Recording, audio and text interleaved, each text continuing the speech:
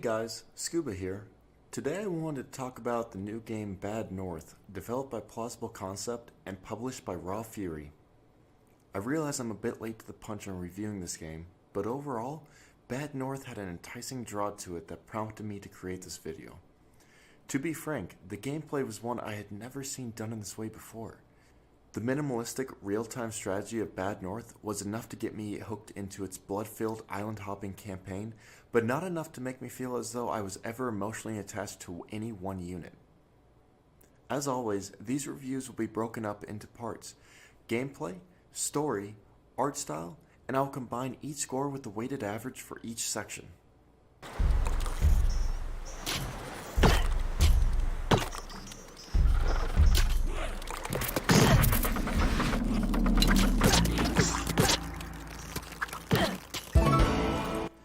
Bad North takes the real-time strategy of games like Total War and simplifies the battlefield tactics.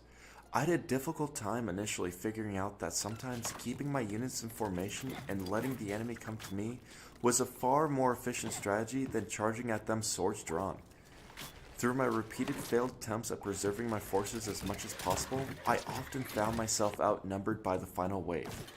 This trial and error method did ultimately teach me the value of positioning my units in the most strategically impactful positions.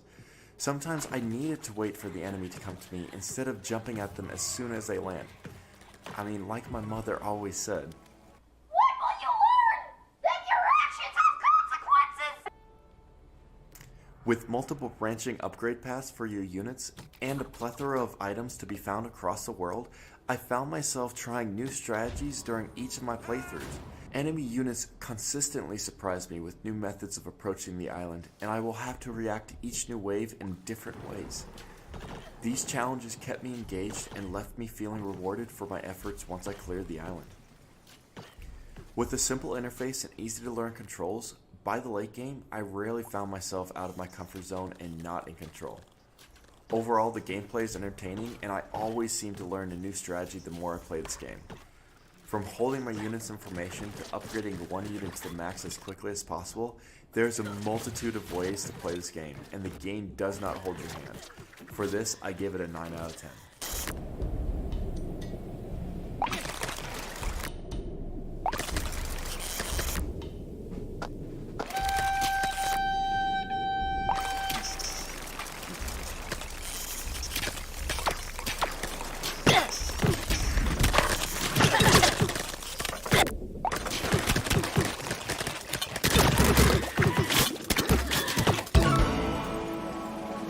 With the first island identified as your home island and the last island as your final stand, there was no form of story.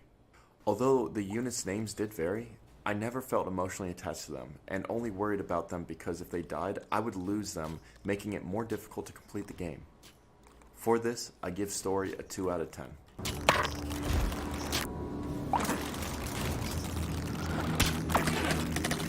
By far, this is one of the best looking games I've played this year, but let me explain before you jump to any conclusions. The game's focus is on simplicity, and oh my gosh does it nail it on the head. At its core, Bad North is a real-time strategy game, and Plausible Concept does a fantastic job at keeping this in mind. With each island procedurally generated, and the further you progress, the more intricate the maps become, but they still feel simple. And not simple as in the combat is simple, that's far from my point.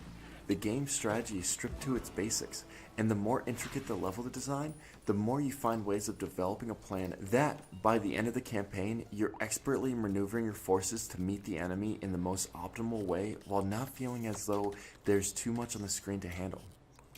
Each island I jump to, I always get excited to see how I can tackle this challenge.